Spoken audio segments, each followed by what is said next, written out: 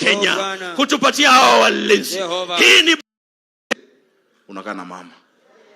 Sasa siku yenu inakuja na pia vijana.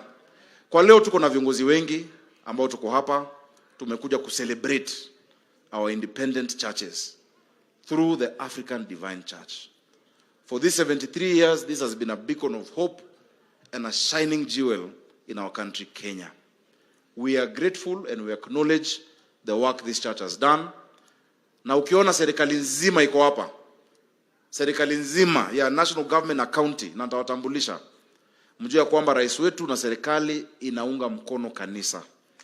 Kuna wale ambao wamejaribu hata miswada ya kuregulate makanisa, sijui kupanga kanisa. Kanisa ni kanisa la Mungu. And I'm very grateful this speech that you have read, Bishop. You have spoken about freedom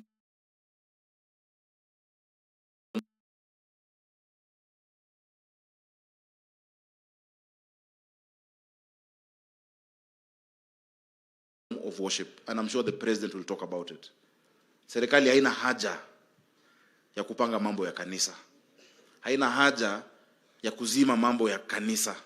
We want the church to grow. Na rais wetu ndo ametufunza. Yeye ndo ametufunza sisi viongozi kusimama na kanisa. Kutoa sadaka kwa kanisa. Kutoa mchango kwa kanisa. Kuna mambo ambayo najua iliombo hapo, najua rais atawaambia. Mimi ahadi yangu najua ni deni na dawa yake ni kulipa. Your Excellency, unajua wanasiasa hutumia kanisa vibaya saa nyingine. Mara mingi hata sisi saa zingine. Hii kanisa yetu walidanganywa. Watapatiwa ardhi Nairobi. Mtu akipatia ahadi ama kija ujue kuna yule anakuambia kitu juu anataka kura, na kuna yule anakuambia kwa sababu anataka urafiki na uhusiano na baraka ya Mungu. So niliwaambia ile haraka haraka wale ambao watapatiwa ardhi Nairobi haifanywi hivyo. Kuna mpangilio ambayo tangu tukutane nimeanzisha. Na rais ametoa hiyo baraka pia. Tutakaa na waziri wa ardhi na sisi wetu Nairobi tufanye the proper allotment through the NLC, through the ministry, through the county government, shamba yetu, ili tuko na cathedral yetu ya kule Boyani, lakini pia headquarter, capital city, Nairobi County. Sisi pia ni watu wa mtaa. Na jogoo ya mashambani simuona juzi. So lazima pia ya mtaa tuwe nayo kanisa, si ndio? Na hiyo ardhi, Your Excellency, I want to amend something you've told me. Because umesema tutafute shamba. Lakini hawatafuti shamba ya kucheza mpira ama ya kufanya football. Si shamba inafaa kuwa pia headquarter nyingine. Si pia kutakuwa na ujenzi. Najua hatuwezi shindwa boss. I know you. Huyu rais wetu si mchezo. Msimuone hivi. Najua tutapata hiyo ardhi hadi vile mnataka kuchora itafanyika. Kuna marafiki. Hakuna haja ya kusumbua watu na michango mingi. Tukikaa na rais na viongozi hiyo itatekelezwa. And thank you so much, Your Excellency. Tuko na MCAs ambao wako hapa. Nataka niwatambulishe members of county assembly. Na unajua nitaomba Bishop wakati tukimalizia waombe pia. Kwa sababu vile ulisema wajumbe wote waje, nikaangalia hawajakuja. Nyinyi pia ni wajumbe. Pia nyinyi mnahitaji baraka. Tafadhali MCAs msimame. Tuwapigie makofi, hao ndio MCAs wa Nairobi. Nikianza kule tuko na Nixo kutoka Eastleigh South, tuko na Baringo kutoka Lakisama, tuko na Korea kutoka Spring Valley Matopeni, tuko na Stazo kutoka Dono Mkule hapa Savannah, Embakasi East, tuko na Susan Makungu kutoka Mlango Kubwa, tuko na Katile ambaye anatoka Umoja, tuko na Viji kutoka Langata, tuko na mama yetu wa kanisa hili Lugonzo ambaye ako hapo ametambulishwa, tuko na mheshimiwa Mofaya kutoka Kayole Central, tuko na huyu anaitwa kutoka hapa kutoka Riruta anaitwa Kiogora, rafiki yangu Riruta. Tuko na members hapa, tuko na Dionysius kutoka Githurai, tuko na Mark Thiga the youngest kutoka Madhare kule hospital ward. Hapo tuko na Masitsa ambaye anatoka Kibra constituency. Tuko na Cecilia ambaye anatoka Nairobi Town Central CBD Starehe constituency. Ndugu kijana wangu hapa, wacha ngoja kwanza utazungumza kwa niaba yao. Tuko na Lydia kutoka Lang'ata, asante sana. Tuko na Kwenya kutoka na Undu, anajiita mayor wa Nairobi. Ndio ndio MCA wa town. So kutaka kufanya biashara town ujue Kwenya. Ndio huyo. Tuko na Karis kutoka Ruai. Asante sana Karis. Weka mkono wa kuone. Tuko na ndugu yangu Swaka kutoka Gatina hapa Dagoretti North. Tuko na Alai kutoka Kileleshwa jirani hapa. Tuko na Machanje Shadrack kutoka Umoja 2. Tuko na Magoba kutoka Lower Savannah. Na tuko na ndugu wetu wa Kangemi. Mnamjua? Mnamjua Komando? Asante sana Misi.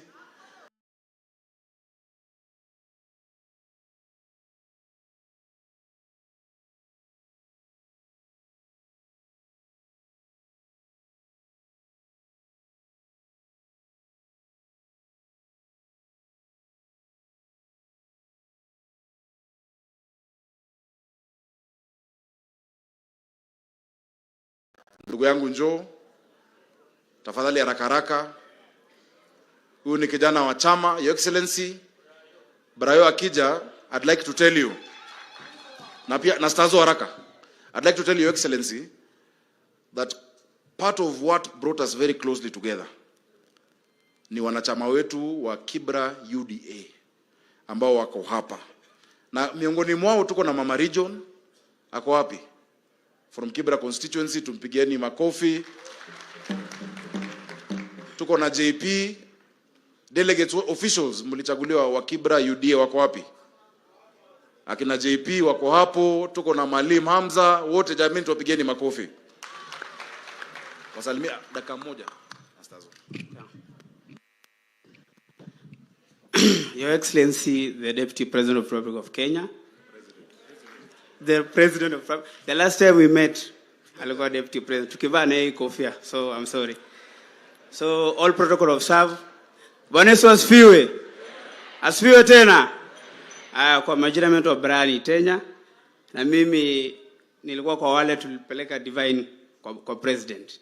Na tukavalishwa officially na reverend hapa. So yangu nikusema Your Excellency, tuko nyuma yako. Chama iko imara, na Nairobi chini ya Sakaja tumesema jogoo ya mashambani itakuja kuika hapa.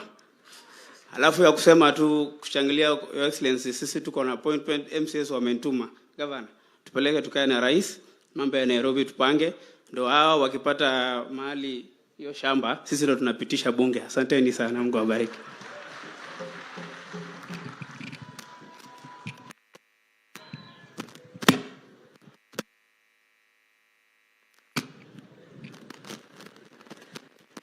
So, madhabahu na His Excellency the President, hamjamboni. Hamjamboni tena. Bwana Yesu asifiwe tena. Mimi naitwa Stazo Omungala. Mimi nimebahatika kuchaguliwa kule Donholm, na mimi ni kiongozi wa chama cha ODM katika County Assembly na pia Nairobi. Mheshimiwa Rais, nafikiri Bishop alikuwa ashaona ile kazi umefanya, kwa sababu ulianza na kutransform nchi kisiasa. Sisi tunashukuru sana vile wewe na Mheshimiwa Raila Odinga ambaye ni party leader wangu mlileta nchi pamoja. Kwa sababu hii nchi vile tunaona tumekaa hapa, hii ni African Divine Church, si ni kweli? Ambayo headquarters yake iko wapi? Vihiga. Lakini hapa tunaona Kenya mzima iko hapa, si ni kweli? Na ndugu yetu Cheriota hapo, tunaona Aladwa, tunaona Mama County, tunaona kila mtu wako hapa. So hiyo ndio tunataka kutransform nchi politically. Na tunasema hii nchi, Mheshimiwa Rais, there is no one who is entitled kusema yeye ni mwenye nchi. Na hiyo tushamaliza. So kanisa imetokea. Sisi tunakupatia baraka zote Mheshimiwa Rais, ya kwamba sasa tushamaliza shida za kisiasa, tupeleke nchi yetu mbele. Asanteni sana, Mungu awabariki. Asante Stazo, tumpigieni makofi. Tuko na wabunge wa bunge la kitaifa. Hapa ambapo tupo ni Dagoretti North constituency. Na Dagoretti North constituency inaongozwa na Mama Dago. Mheshimiwa shupavu, hatari, hodari, murembo, smart. Mheshimiwa Elachi, please ututambulishe wabunge wote ambao wako hapa. Tumpigeni makofi akija. Na mkitaka kujua vile anapenda kanisa hii, Mama Elachi alikuwa kwa kazi ya bunge kule Mombasa. Amepanda tuktuk, akafika kuna traffic, akakimbia, ameingia ndege, ameland saa 5. Alisema hawezi kosa mkutano kama hii Nairobi County kwa constituency yake. Karibu sana Mama Dago.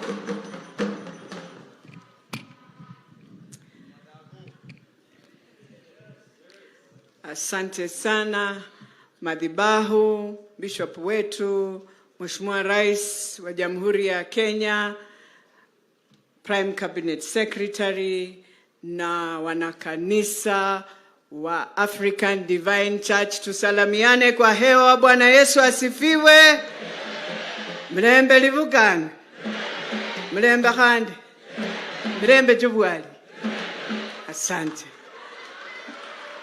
Yangu Mheshimiwa Rais ni kukushukuru sana siku ya leo kuungana na sisi na kuwakaribisha Dagoretti North, tukijua ya kwamba hii, unajua Mheshimiwa Rais, ilikuwa kanisa ya anti yangu aliaga, Mama Rose, lakini ndiye alinifundisha hii divine kidogo. Lakini mimi niseme asante sana Mheshimiwa Rais. Kwa heshima kuu yangu ni kutambulisha waheshimiwa wenzangu, lakini pia kukuambia hapa ndani ya Nairobi Primary tuko na hii shule ya vijana ya State House Boys, na ndio peke yake kati ya Dagoretti North. Na mimi najua wanafanya mtihani, lakini naomba sana ukimaliza maneno yote ukumbuke hao vijana hawana kiwanja. Wanaomba tu grader ipite kule chini, iflatten hiyo kiwanja yao, wawe wanachezea hapo Mheshimiwa Rais. Kwa hivyo nitaomba kwa heshima nikujulishe wale umetembea nao, nitaomba waheshimiwa wasimame.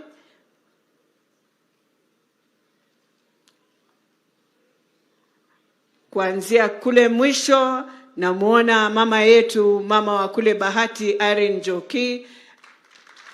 Namuona mama Ann Muratha kutoka kule Kiambu. Namuona mheshimiwa wetu kutoka kule Murang'a, Juja, Roiro, Kangara. Karibu sana. Namuona Mudhama kutoka kule Lamu. Namuona mheshimiwa Kirago kutoka kule Limuru. Namuona mama wetu wa kaunti ya Murang'a, Mama Betty Maina. Namuona mheshimiwa wetu kutoka kule Madhira wa Mombi. Namuona mheshimiwa wetu kutoka Kiambaa Kawanjiko. Namuona Maina Madhenge kutoka kule Nyeri. Namuona mheshimiwa wangu Alice Ng'ang'a, chair wetu kutoka kule Thika. Namuona commissioner wetu, mama wetu Faith Gitao kutoka kule Nyandarua. Namuona mkubwa wangu wa chama, chairman wetu, njoo hapa maana wewe ndio utatufungia, Mheshimiwa Ladwa. Namuona mama yetu, mama wa kaunti ya Nairobi, mama wetu Esther Passaris, mpigieni makofi. Namuona ndugu yangu ule tunapakana, Mheshimiwa KJ kutoka kule Dagoretti South. Namuona mheshimiwa wangu kutoka Kasarani, Mheshimiwa Ronald Karauri. Namuona mheshimiwa wangu kutoka kule Udhaya, karibu sana. Na namuona mama yangu kutoka kule Rangwe, mama Daktari Lilian Gogo, karibu sana. Na hao ndio wale waheshimiwa tumeandamana nao Mheshimiwa Rais, na tunasema asante, nikimkaribisha sana chairman wetu Aladwa kusalamia hiki kikao.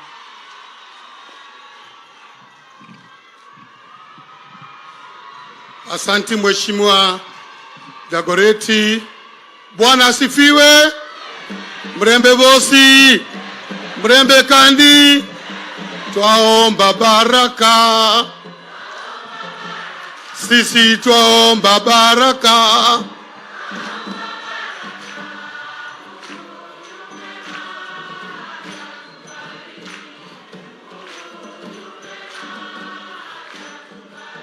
kunyi kwenyangarigasizwa, kunyi kwenyangarigasizwa.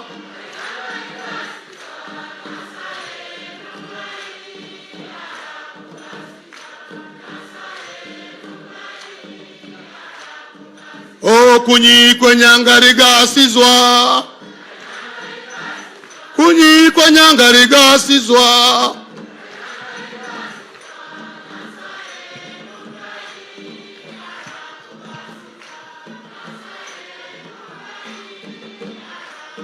Bwana asifiwe. Archbishop wetu mkuu Chabuga pamoja na washirika wa ADC na wa president, kwa siku ya leo nataka kumshukuru Mwenyezi Mungu kwa kutuwezesha kuwa na ibada kubwa kama hii ambayo imeongozwa na gavana wetu wa jimbo la Nairobi Sakaja, na hii ni jambo ambalo tuzichukua kama jambo rahisi, kwa sababu ni sisi wengi wetu tunatoka katika mkoa wa Magharibi, na sisi wengi wetu ndio washiriki wa kanisa la African Divine Church.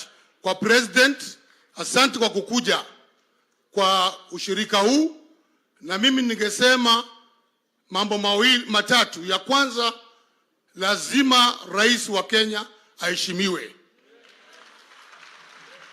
kwa sababu sisi tulikuja tukaungana pamoja naye, tuko na broad based government, na kama sisi watu wa ODM na wajumbe wa ODM, kiongozi wetu mkuu wamekaa pamoja na watu wetu wengine wakaingia kwa serikali kufanya kazi kama mawaziri.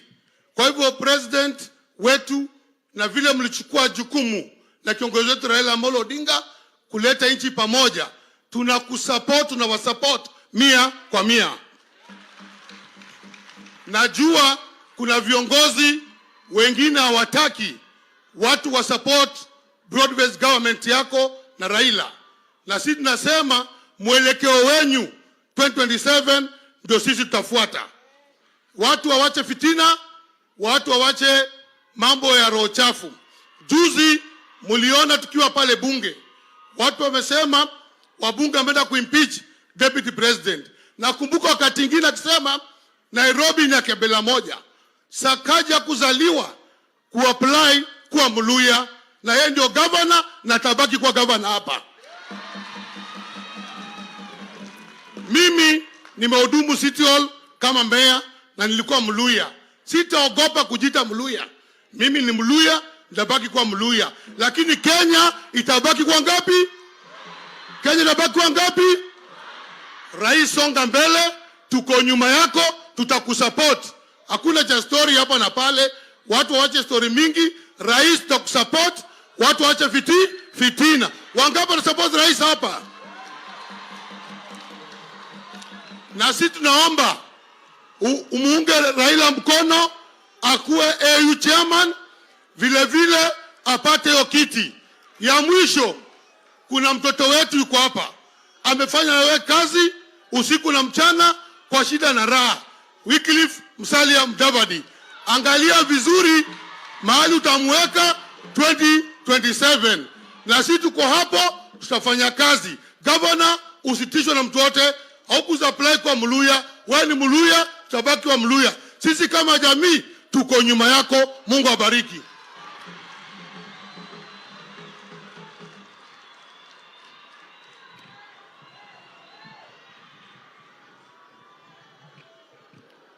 Thank you so much, Holy Bishop, our President, and I mean our President, the President of the Republic of Kenya. Daktari, kuna kitu Roho ameweka ndani mwangu. And I'm not going to speak as a member of Rangwe constituency, but I'm going to speak, Honorable President, as a servant of the Most High God. Niseme nisiseme? Mtukufu Rais, I plead with you, the friend of Raila Amolo Odinga. God gave you Solomonic wisdom to make the decisions that you made there. I'm asking you, Echi, change of policy, frequent change of policy from NHIF to SHIF to SHA inaumiza wa mama.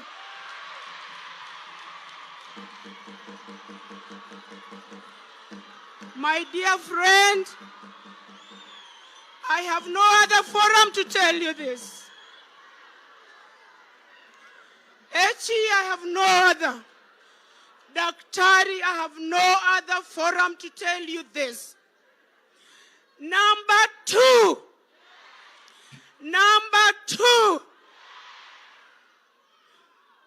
Daktari, kuna walimu wanakuwa trained and they retire without joining the force. Tafadhali, rafiki ya Raila, look at this. There are so many teachers outside there, Your Excellency, who are only depending on you. And you have veto powers on law, my dear friend. Tafadhali, of the 46,000 teachers, Rangwe was only given 15. Wakikuja, sijui ni wafanye nini. Na pia sitaki kuleta maneno kwa sababu saizi it is broadest government. So ni hayo mawili tu, my brother. Na Mungu akikujalia, shikilia hii kanisa yenye umeshikilia. God bless you.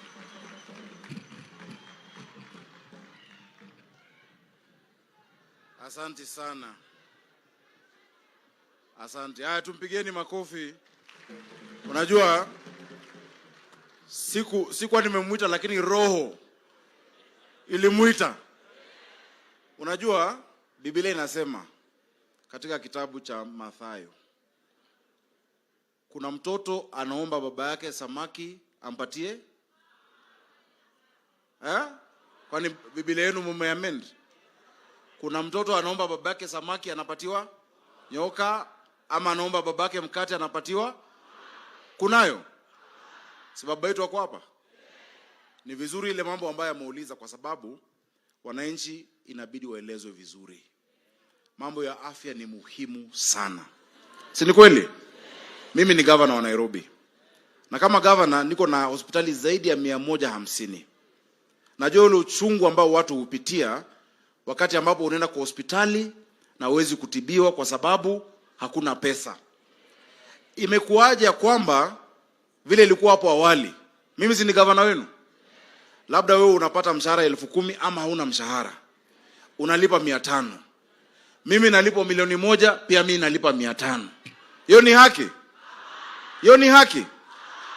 Huu mfumo ambao umeanzishwa, and thank you Bishop, because you have laid it out very well in English. I wish wakati hiyo kulikuwa na mtu wa Swahili pia kutafsiri. Saa hizi mimi kama governor nitalipa 1% ya mshahara yangu ili iweze kushikilia wale ambao hawana hiyo 500.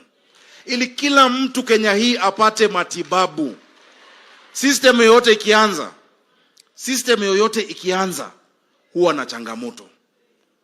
Ikitulia, this is going to be the best healthcare system. Rais wetu hana haja ya kuumiza mtu yoyote.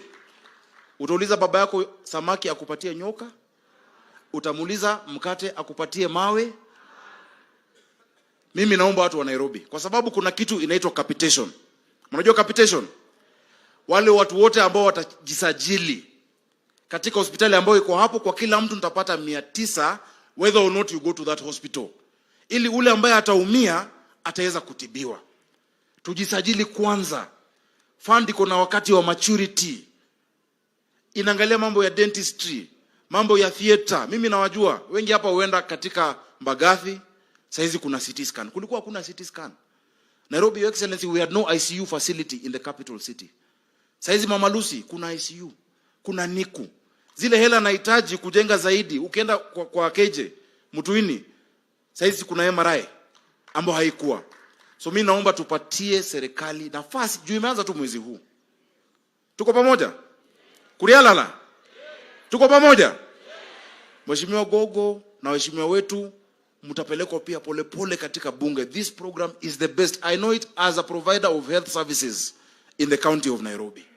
Mara nyingi tunaenda hospitali nalipia watu kutoka mfuko yangu. Wamama wamewekwa wamejifungua hawezi kutoka. Hiyo ni haki. Hiyo ni haki. Mama akishapata mtoto mrembo, kama leo akizaliwa ataitwa kama Sakaja for instance, si ndio? Huo mtoto akizaliwa ama anaitwa Ruto, akae hospitali wiki nyingine 2, ni haki. Situwe na mfumo ambayo mama akizaa apewe mtoto wake, apatiwe basin, apatiwe diaper na maziwa atoke. Si ni kweli? That is what our fund is aiming towards. So najua pia kuna viongozi ambao wataeleza pole.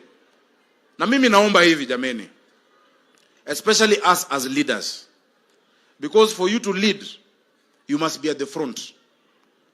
Tuwe na nimesikia soda imeulizwa hapo, tulieni. Sasa mnafikiri jameni mnaweza kuja anyway. Soda na mkate. Relax. Hapa ni Kanairo. Hapa ni Kanairo.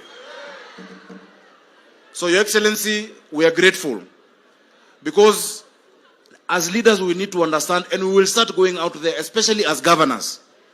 Juzi nimeona Governor Kihika akielezea watu wake wa Nakuru manufaa ya hii bima. Of course the first week kutakuwa na, let me tell you, ukiangalia historia, wakati NHIF ilianzishwa kulikuwa na nduru, kulikuwa na kelele, but ika settle down. This social health insurance, unaingia level 2 unatibiwa bila kuulizwa hata swali. Level 3 unatibiwa. Kuna critical care, mtu wa cancer, mtu wa dialysis. Let us support this program.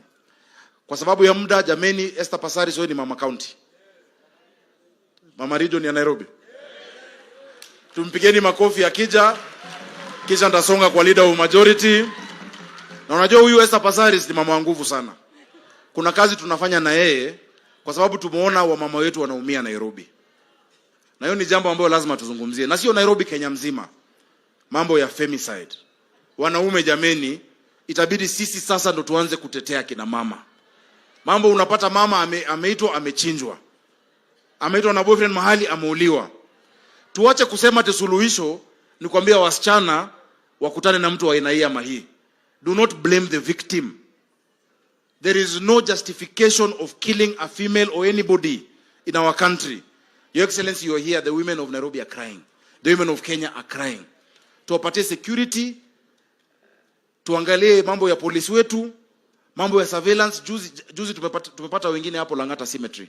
It is very disheartening and it's time for us to take a stand. So pamoja na Esther tunatengeneza safe house. Kama uko kwa nyumba na unapigwa, usivumilie hapo. Usivumilie kwa sababu kesho utauliwa. Tuko na safe house tumejenga kule Gigiri. Amejenga na NGCDF, nimeka pesa ya county. Ati unasema ati atabadilika huyu mtu, ati alikuwa amekunywa, ati alikuwa ameangalia. Kesho tuko pamoja. Kesho atakuua. Karibu Esther.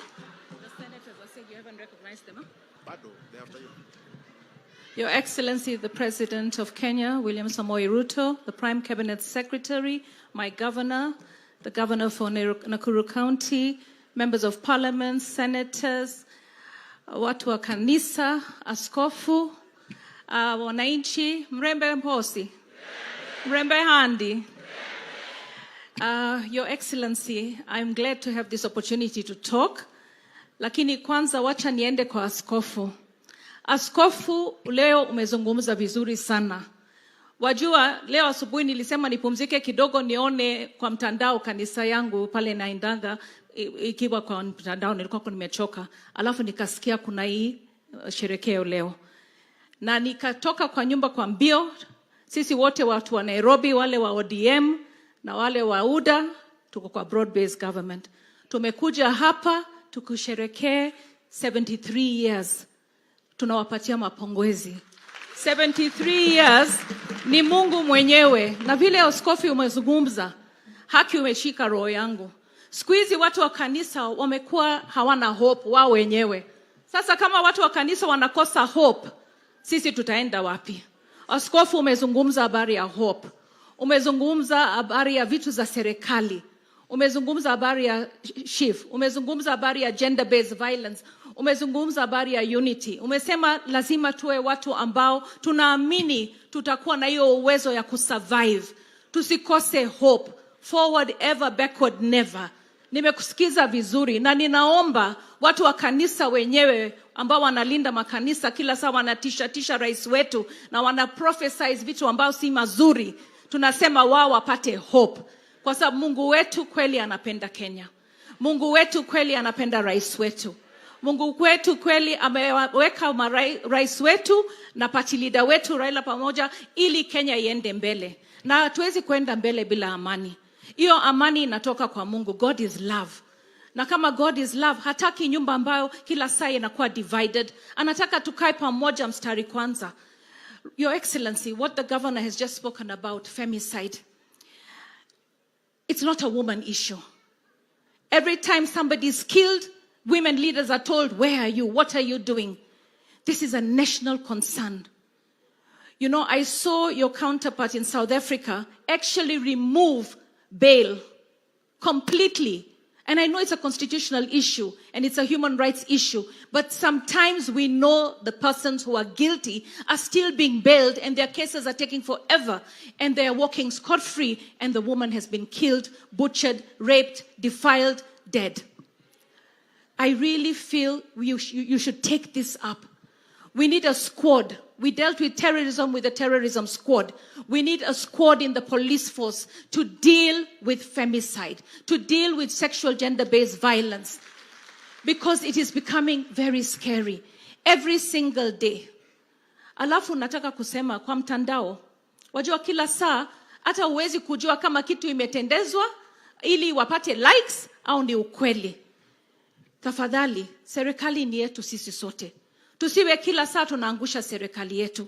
Kama tunataka serikali ituchunge, pia sisi tuwe watu ambao tunaheshimu law and order. Hatuwezi kuwa watu ambao tunaweka vitu kwa mtandao ambao labda si haki, alafu tunatusi serikali kutoka asubuhi mpaka jioni. We have to work together. Femicide, nataka wanaume wasimame. Waanze kuchunga wamama. Waanze kuchunga wasichana. Waanze kuchunga sisi, kwa sababu the oldest woman in this country who's been raped is 83 years old. The youngest 5 months. Tuko na shida. Askofu, lazima tuombe sana ili Mungu ageuze roho ya wanaume. Muanze kuchunga wamama na watoto wenyu. Sai watakuwa likizo, wewe mwanaume chunga watoto. Na hao watoto wote wetu ambao wanapata mimba wakiwa likizo ni wanaume wetu ambao wanatukosea. Wacheni wasichana wetu, wacheni watoto wetu, chunga mama. Mwanaume simama imara, kwa sababu hata kama utashikwa na serikali, Mungu halali na anaona vile mnatenda. Asanteni sana, Mungu awabariki. Congratulations. Asante. Wamekubatiza Mama Region wa Nairobi. Na tuko na region zote, sio? Siku mnahitaji viti. Nimesikia kuna mambo ya viti. Unajua hizi ndogo ndogo msipatie rais. Nimesikia mtu akiuliza grader ya kiwanja. Hizi ndogo mnaachia governor na wabunge. Si ndio hiyo? Sasa grader, rais atatoa wapi grader? Na mko na governor. Nani aliuliza? Hiyo nitakufanyia lachi.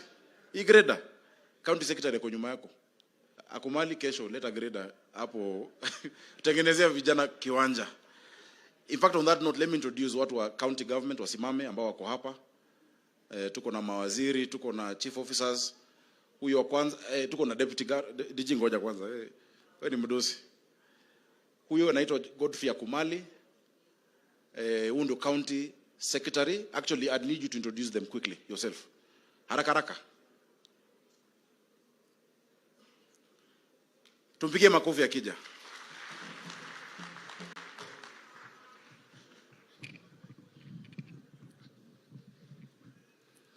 Mheshimiwa Rais, Archbishop wetu, kanisa na viongozi wote mlio hapa, hamjambo. Bwana asifiwe. Kwa majina naitwa Godfrey Akumali. Mimi ni County Secretary wa jimbo la Nairobi. Nataka kwa haraka ni wa introduce ndugu zangu. Niko hapa na ndugu yangu Patrick Analo, Chief Officer in charge of Urban Planning. Niko na Bram Simiu, Chief Officer in charge of Disaster. Niko na Oscar Igaida, Chief Officer Sports. Na niko na Waziri Mulama, ambaye ni waziri wa Education na Sports. Asanteni sana, Mungu awabariki. Tuko na Nyangi, ambaye ni Vice Chair wa Liquor Board. Karibu sana, asante. Asante sana. Thank you. So, haujasema unaleta greda, but leta tu. Tushatoa amri. Nyangini anajita mama pombe. Yeye ndio anafunga hii mabaa na disco ziko mtaa, zinapiga kelele usiku, watoto wanakosa kulala. So vile nimesema, mambo mengine msipatie rais. Wamama region waliniambia kila region inahitaji viti kadhaa na tents. Wamama wanataka tents waweze kufanya pia income generating activities. Hiyo vile niliwapatia ahadi kabla ya Christmas. Tuje na ile basi ikiwa na tents ndani na viti. Si ndio hiyo? Alafu vijana tumekubaliana mwache hii wiki ipite, next week through your kiongozi wa vijana kwa coordinator organize pia tukae. Alafu sasa wazee wetu tafadhali, we'll be so happy. Machief kasisi wote tukae tupange mambo ya kanisa. Wacha nimuite basi leader of majority National Assembly Kimani Ichung'wah, tumpigeni makofi. Na mnaona vile anakaa smart. Si saa zingine awache PCA akuje DC mara kwa mara.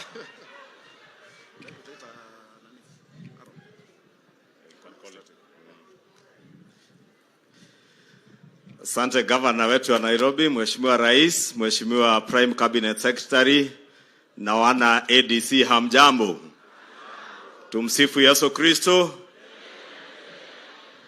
Asante sana Mheshimiwa Rais, mimi sitakuwa mwingi wa maneno. Archbishop wetu, Archbishop John Chabuga na kanisa lote na washirika wetu wote, mimi nimefurahi sana kujumuika nanyi siku ya leo mkisherehekea zaidi ya miaka 70 ya uwepo wa kanisa hili lenyu. Mheshimiwa Rais, wakati nilifika hapa nilikumbuka wakati tulikuwa nafanya by election ya Kibra, vile hili kanisa walitusaidia pale Kibra, na ile dance tulidance na wao pale Karen, na nikakumbuka kwa uwezo wenyu na maombi yenyu ndio mnaona huyu rais ambaye unasikia Brayo bado anamuita naibu wa rais, sababu alimwacha akiwa naibu wa rais, mkamuombea, na hiyo maombi yenyu ndio imemfikisha State House. Na mimi Mheshimiwa Rais nataka nikubaliane na Archbishop na governor wetu, mwaka ujao hii sherehe imekaribia State House. Lakini pale State House hapo gate C kuna uwanja iko hapo. Mwaka ujao tuende hapo, tukutanike hapo, ili ile pepo nimesikia ikikanyangwa hapa Riswa ikanyangiwe hapo. Kama kuna mapepo pia ipotee. Kwa hivyo nashukuru kuwa nanyi hapa, na pia Bishop nashukuru kwa ujumbe wako, na umetuambia vizuri sana that let us embrace unity as a nation. Whether we encounter challenges or whatever turbulences we encounter, we must always embrace national unity. Now, Bishop, I want to assure you that that is where all the people of Kenya are, in the spirit of embracing national unity.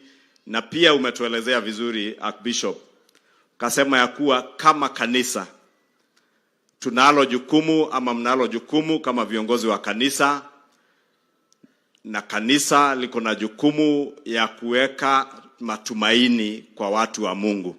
Sababu bila tumaini maishani tutakosa hata maana ya kuishi. And I want to thank you, Archbishop, because you put it so well that the church must be the one that gives people hope. And I thank you because in your message you are giving us hope. Na hili kanisa ni la kupea washirika na Wakristo na Wakenya tumaini la kuendelea kuishi na maisha.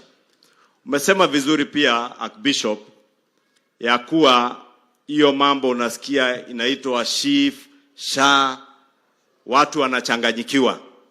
Na nataka nimuunge Governor Sakaja mkono. Because Archbishop, you told us as a church, you support the move to SHIF. SHIF ni Social Health Insurance Fund. SHA, tusichanganyikiwe, ni kampuni ambayo inaendesha hiyo mambo ya health. Inaitwa Social Health Authority. Na governor ametuelezea vizuri. And Your Excellency, want to ask, now that we have sworn in the Deputy President, baadhi ya kazi ambazo utampea kwa IBEC, ashikane na hawa magavana ili watusaidie kuelimisha Wakenya mambo ya Social Health Insurance Fund. Sababu changamoto tulilo nalo ni watu kuwa hawajaelimishwa ya kutosha. Na wakawa wanapotoshwa ile NHIF tulikuwa nayo, na sasa hii SHIF, sababu ni N tu tulitoa tukaweka S ikakuwa social.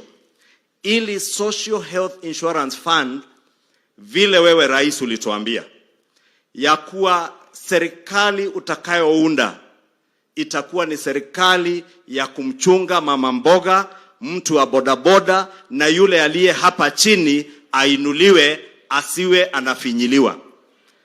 NHIF imetajirisha watu wengi Kenya hii, rais. Na wale walitajirika ni wenye mahospitali kubwa kubwa, matajiri, at the expense ya mama mboga na mtu wa bodaboda. Tunafaa kama viongozi tuwaelimisha wa Kenya ya kuwa SHIF inamchunga mwananchi wa kawaida. Yule governor amesema alikuwa analipishwa shilingi 500, na mimi kama mbunge nalipa 500, wengine 1700. Sasa mwaka huu mimi na hawa wabunge wetu na hata huyu governor tunalipa zaidi ya 27,500 ili mama mboga na yeye alipe shilingi 300 peke yake. Sasa kama jameni, mama mboga alikuwa nalipishwa 500, mimi kama mbunge nalipa kama hiyo. Sasa nilipe 20,000 plus mama mboga alipe shilingi 300. Yule mwenye hana uwezo hata kidogo, rais, ile sheria tuliweka ni kuwa serikali ilipie yule mwenye hana uwezo hata kidogo, alipiwe na serikali. Akienda level 2, vile Sakaja amesema, pesa iko pale, hata lipishwa. Nimeona Mombasa juzi mama akitoa ushuhuda, amefanywa heart surgery, akawekwa pace setter, free of charge, akalipiwa na SHIF ama SHIF. Hayo mambo rais ndio ulituelezea ya kuwa utatuletea na serikali yako. Na zile sheria tulipitisha tukiwa na hawa wabunge zilikuwa za kuhakikisha ya kuwa wale ambao wako chini wamebebwa na wale ambao wako na uwezo. Shida iliyoko leo, sisi tulio na uwezo ndio tunapata hizi vipaza usauti. Sisi ndio tuko kwa maruninga kila asubuhi na jioni. Na sababu ni sisi tunafinyiliwa, tunapotosha wananchi. Nataka tuseme, tuwaambie wananchi ukweli, na nyinyi magavana pia mtusaidie. Sakaja amesema vizuri, the primary beneficiaries ya mambo ya SHIF ni county government na wananchi wa Kenya. Governor Sakaja ametuambia hapa Mbagathi Hospital, wale watu wote wako Kibra, wako high rise, wakijisajili kwa Social Health Insurance Fund, anapata pesa zaidi. Kwa kila mtu amejisajili kwa hospitali ya Mbagathi, ni pesa zinaenda kwa hiyo hospitali ipate vifaa ipate dawa, mwananchi wa kawaida atibiwe free of charge, because that is what we promised the people of Kenya under the universal health coverage program that President William Ruto promised us. Kwa hivyo ningeomba pia tukiwa viongozi tujielimishe, tuelewe, ili tuweze kuelezea wananchi mambo yaliyoko ya ukweli. Ukweli si uongo. Si ni vizuri tuambie ukweli, ili tusiwapotoshe na mambo ya uchochezi, mambo ambayo itakuja iwapoteze nyinyi, sisi tukiangalia yetu makuu. Hata mimi rais si vizuri kulipa shilingi 27,500. Ile pay slip yangu ilikuwa imebaki pesa kidogo.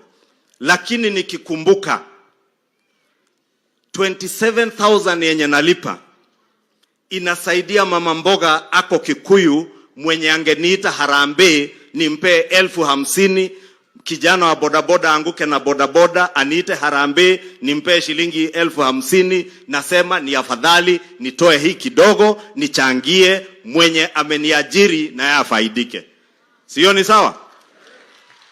Mumekubalia rais na sisi tusukume hii agenda ya Social Health Insurance Fund ili tubadili Kenya. Kwa hivyo Governor Sakaja, Governor Susan na magavana wetu wengine wote, nitawaomba tushirikiane ili tuweze kuwaelimisha wananchi waelewe haya mabadiliko yote vile Archbishop ametunenea leo ni ya kusaidia nchi yetu. Sitaki niseme zaidi ya hayo. Mheshimiwa Rais, mimi nimefurahi kujumuika na wewe pamoja na Prime Cabinet Secretary na wana Nairobi na hili kanisa. Mimi ni kweli mimi ni member wa PCA, lakini sababu nakaa hapo karibu Kangemi, mimi naona hiyo kanisa iko hapo karibu Kangemi pale Mountain View opposite hapo naonanga. Sunday ingine mimi nitaingia hapo, muniwekee membership niwe member wa hii kanisa. Hata kasisi wa Kangemi yako hapa na ameniambia ako na kanisa pale kwetu hapo Rungiri karibu Kabete hapo, na nimemwahidi kasisi nitakutembelea nikuwe member wa hapo Rungiri, lakini saa ingine najumuika na watu ya Kangemi ili tusonge pamoja kama nchi moja, nchi ya amani, nchi ya upendo, nchi ambaye kila Mkenya atajivunia kuwa Mkenya. Kwa hayo mengi, Mungu awabariki. Asante sana. Na nimeona tuko na wabunge wengi wa Kiambu County. Tuko na makanisa mengi tunaita ya diaspora ya Nairobi hapo. Ruaka, Gashie. Si ni kweli? Mtuchungie pia hizi kanisa zetu tafadhali.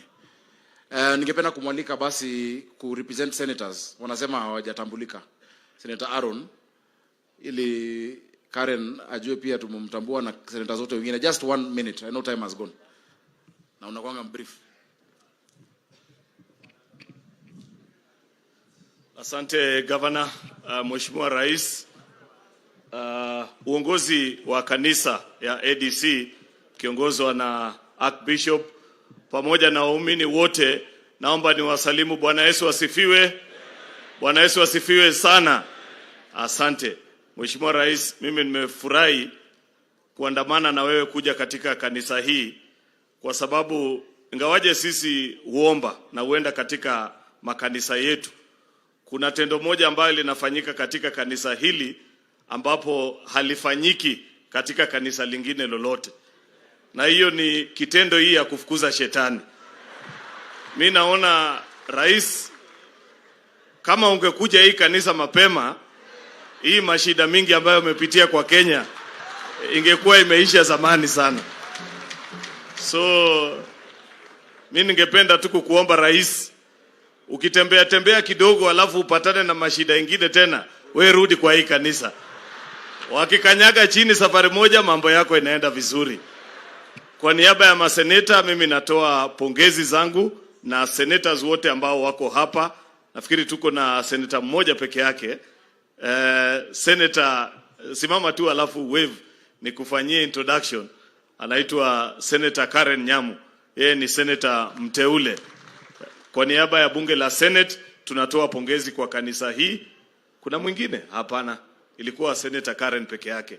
Sisi tunatoa pongezi kwa kanisa na kusema tunawatakia kila laheri katika mambo yenu. Wakati ujenzi utaanza, Vile Governor Sakaja amesema, tutafika hapo, tushikiliane nanyi ili taifa letu liweze kusonga mbele. Asanteni na Mwenyezi Mungu awabariki. Asante sana. Acha tu hapo. Ule anakuja kwa hapo.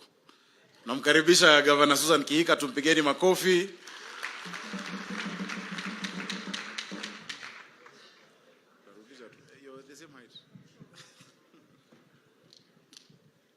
By the way, you're right.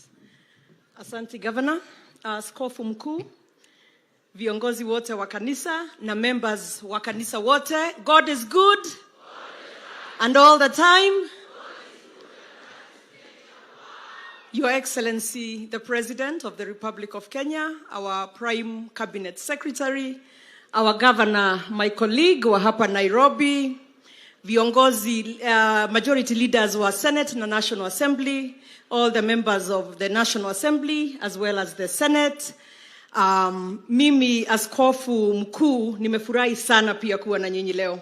It was really just exciting kuwa in this worship space today. Na ile pia umetusomea makes a lot of sense. Na pia wacha nikuambie asanti kwa kutuombea pia kama viongozi. Wakati huu maneno haijakuwa rahisi sana, but as you have said, tunataka a peaceful and united Kenya. Na nikiangalia kila mtu na nikisikia kila mtu venye ameongea, wale wote wameongea leo, everybody is there. You are preaching to the choir. You are preaching to the converted. Sisi wote, we want a united Kenya, a peaceful Kenya, kama uko Nairobi, kama uko Vihiga, kama uko Nyeri, kama uko Nakuru, kama uko Kakamega, wherever you are in this republic. That is what we want. So Your Excellency, the President, tunakushukuru for bringing the country together. Sasa ni wakati wa kufanya kazi, wakati wa siasa sasa tuache huko nyuma. Askofu Mkuu venye ulisema, there is definitely going to be times of turbulence, but God is always there. And I believe, Your Excellency, we have gone now past the turbulence and now we are ready to work kabisa. Let me add, Your Excellency, my voice to the femicide issue that is happening in the country right now. Your Excellency, I wish you would declare it a national crisis. Kwa sababu wale wa mama wameuawa in this year alone, ni jambo hatujawahi ona. And especially vile wanauawa.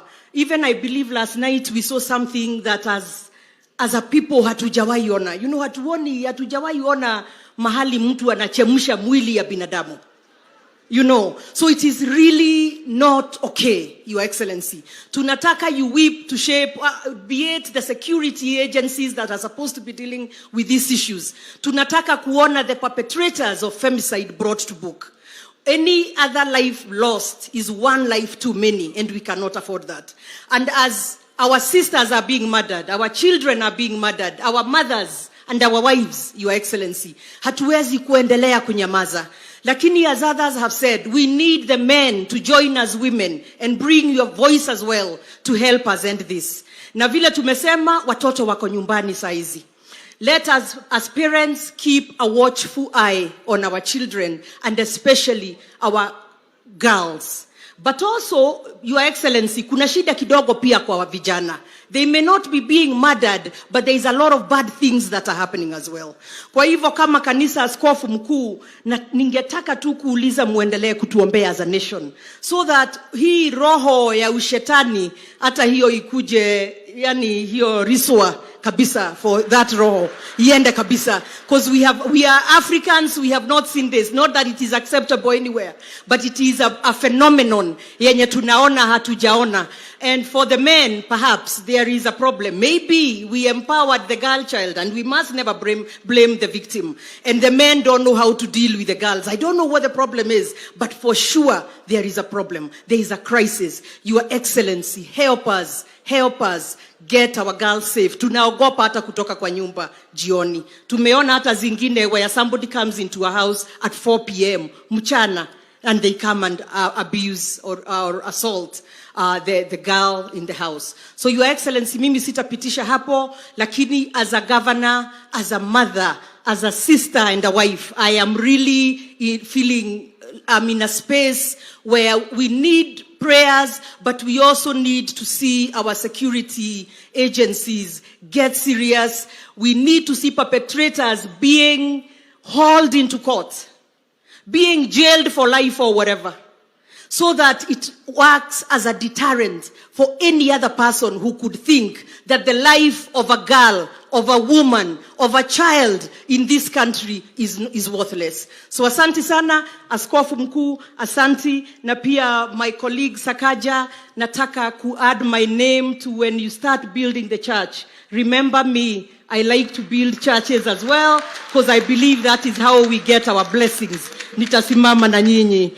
Na kanisa ya Divine, God bless you. Tunawapenda sana. I have not felt so much joy in a while. It's been a turbulent time in Kenya, but you have made us feel so good, so positive. And as I have been saying, I think as Kenyans we need to be more positive. Sindio? And asante for saying even the churches need to give us hope as we come to you for hope. Thank you and God bless you. Asante. Asante sana, Governor Kika. Pole, tulikuwa senators pamoja. So sometimes I forget. But what she said is extremely important. Hawa watu wanaelewa, Your Excellency. Mtu mtaani anaharibu mtoto, anajulikana, aenda police station, anarudishwa mtaani. Akirudi mtaani, we know what they are going to do again. These people should be denied bail, Your Excellency. If I gave you a copy of the cases I see in a day, especially kwa informal settlements, you will shed a tear. It is very sad. I think enough is enough. Where it has reached, let us. I know kuna sheria na kuna sijui bail nini, but some of these things, sisi tukiwapata watu wafikisha kwa polisi. Hapana. Because wanatoribia mtoto wa 4 years old, 5 years old, Your Excellency. That child's future is gone. Juzi mtu ati amechemsha mama. Tumepata Langata Cemetery. This must come to an end. Na wanaume.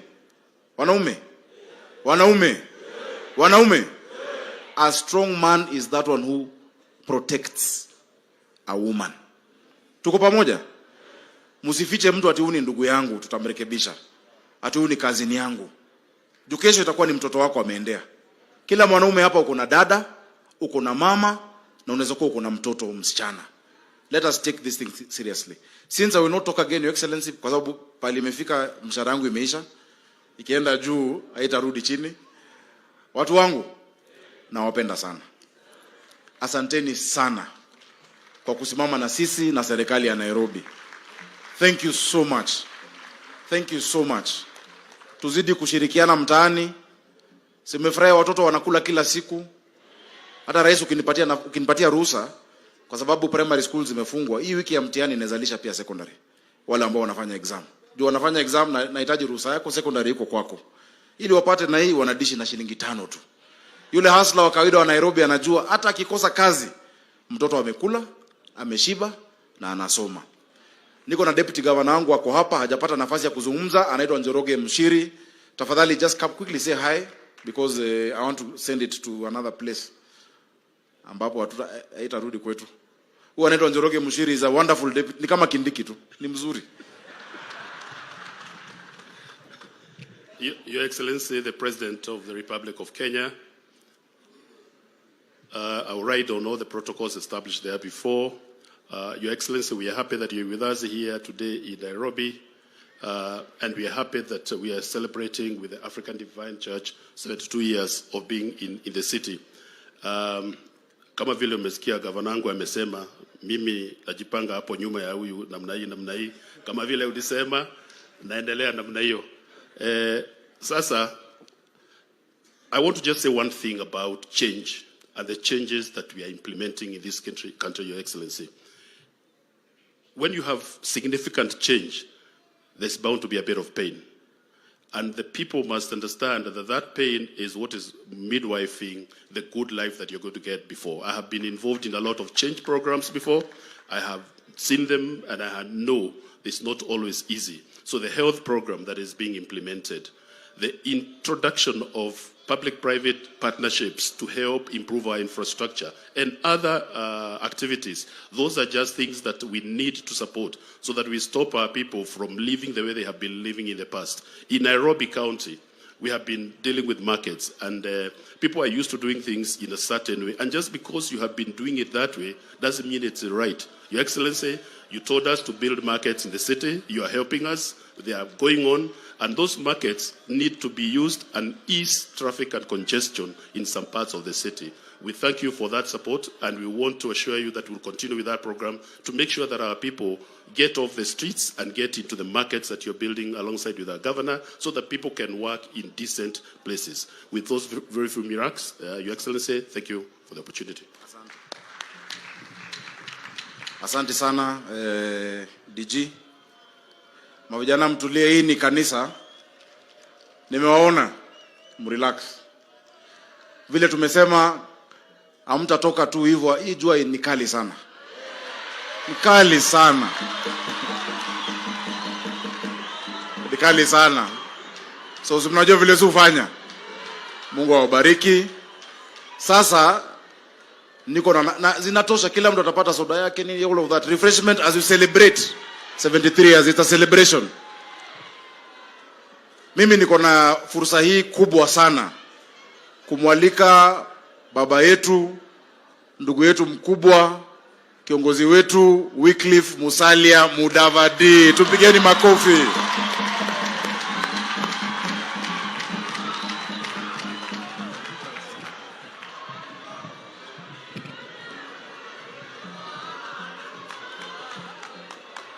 Haya.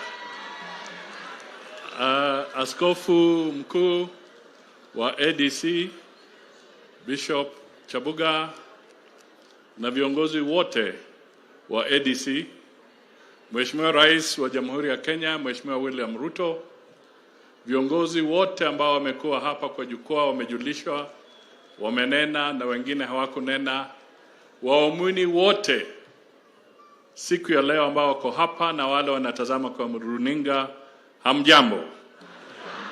Mirembe. Mirembe ja Yesu. Mirembe ja Nyasaye. Leo ni kweli mimi ni mwana wa Hana. Asante.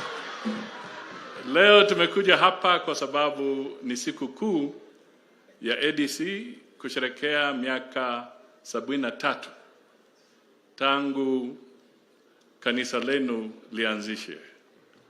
Na nikiangalia kwa historia, mwaka wa 1945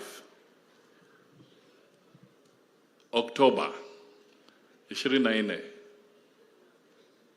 United Nations ilibuniwa, na nyinyi mkabuniwa miaka mitatu baada ya United Nations kama independent church. Kwa hivyo hii ni sherehe kubwa kwa sababu nyinyi na United Nations ni rika moja.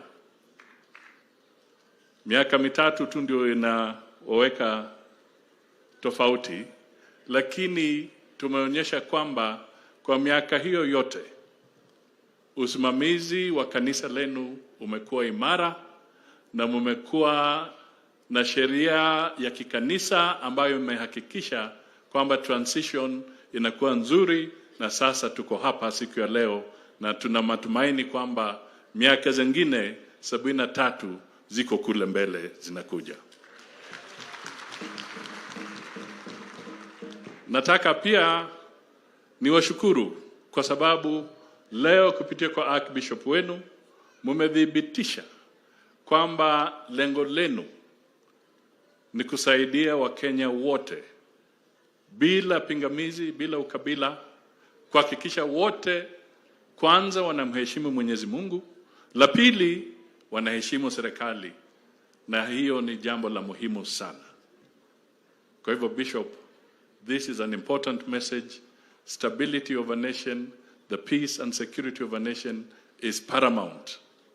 We do not want to have a country where even going to church is a problem.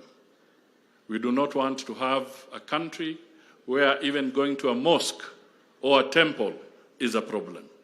We all need peace and stability. Na mwanzo ni vile tumeanza siku ya leo. Bishop na viongozi, I thank you for the kind words. Mimi ni wenu, but thank you for the kind words. I did not expect them. Hayo tuombe Mungu atulinde sisi sote. Kwa mambo ya kitaifa nitataja tu one phrase or two.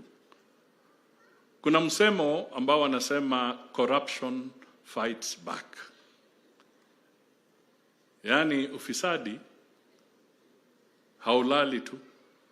Ufisadi ama wafisadi wakiona kwamba mlango wao unazidi kuzibwa, huanza kupigana. Na mmesikia wanenaji wakisema vile NHIF ilikuwa ikiporwa.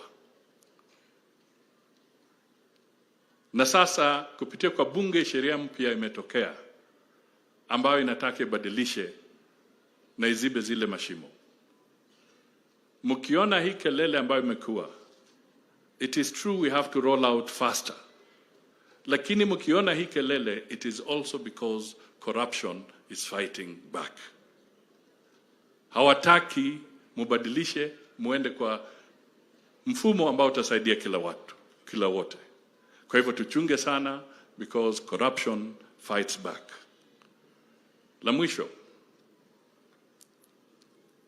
nataka tukisimama hapa kabla sijamuita rais wa Jamhuri ya Kenya, tutambue kwamba ni lazima kama taifa tuwe a nation that respects the law, the rule of the law, and the processes that are demanded by the law. Tukiheshimu bunge, tuheshimu. Tukiheshimu county assembly, tuheshimu. Tuheshimu executive, tuheshimu mahakama. Kenya itakuwa vizuri kama tutafanya vile.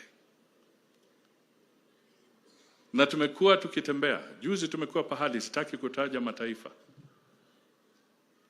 Kubadilisha uchumi wa nchi sio kitu rahisi.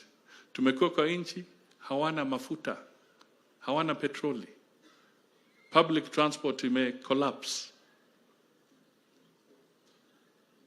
Tumeona mataifa bara la Afrika saa hizi, watoto milioni 100 hawaendi shule kwa sababu ya ghasia na vita. Tushikane kama Wakenya, tuhakikishe kwamba hatufiki kiwango kama kile. Tuepukane kabisa, tuwe na utaratibu na tuheshimu serikali, tuheshimu rais wetu wa Jamhuri ya Kenya, ili ndio tuwe na manufaa tukienda mbele. Kwa hivyo yangu yalikuwa yale, na mimi nataka niwaambie kusingiri hala no, kugumirana mikono no, kabisa kabisa.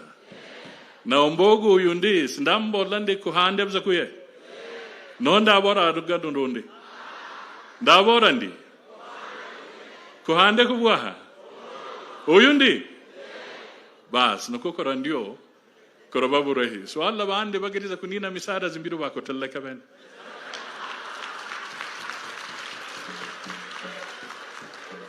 Kwa hivyo nataka sasa sote, sijui tutakuwa na wimbo gani wa Kikristo, tumkaribishe Mheshimiwa William Samoei Ruto aje mbele atuhutubie. Nani wapi kwaya?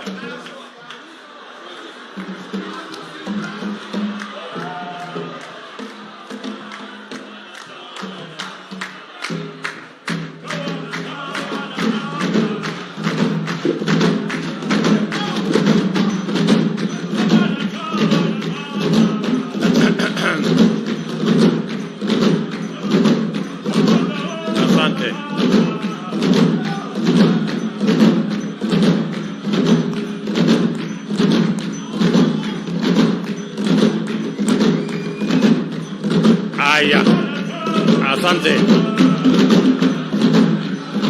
Haya,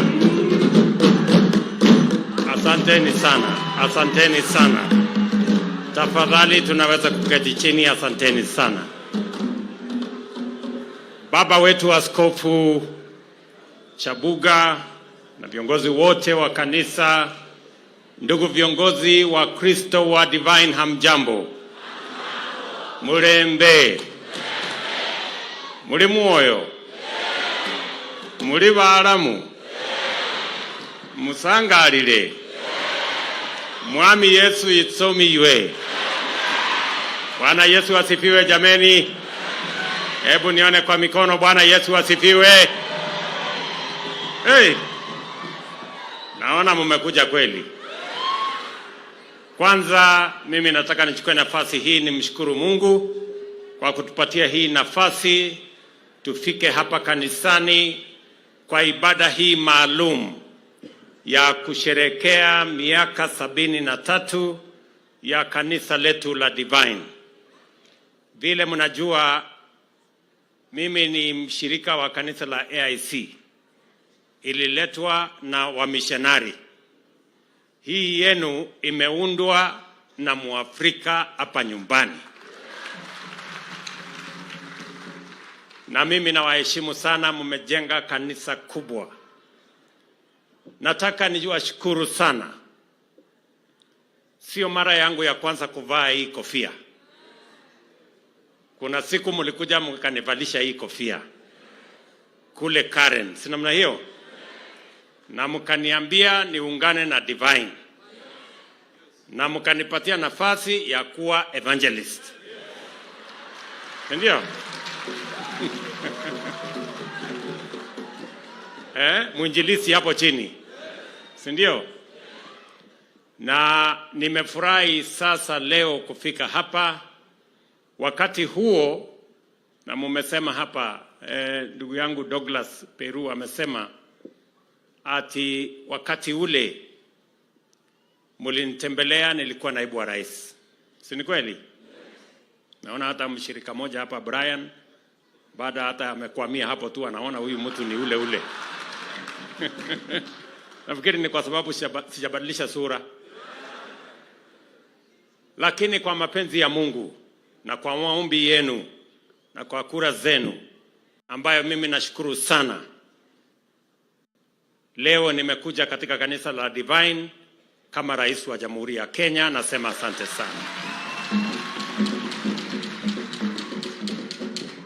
Mimi nimefurahi sana kuweka historia hii ya kuwa rais wa kwanza kuungana na ibada ya kanisa la Divine.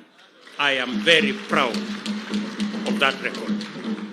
And I don't take it for granted that God has given me the opportunity to participate as president in a fellowship of this great church built by Kenyans.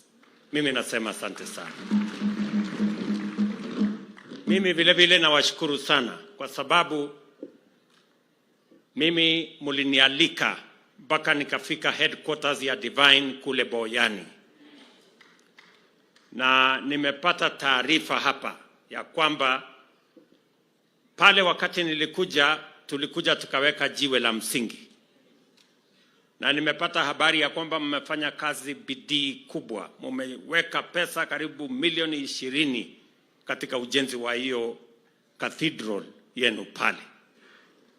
Na askofu amenipatia maneno akaniambia kuna maneno lazima ifanyike pale.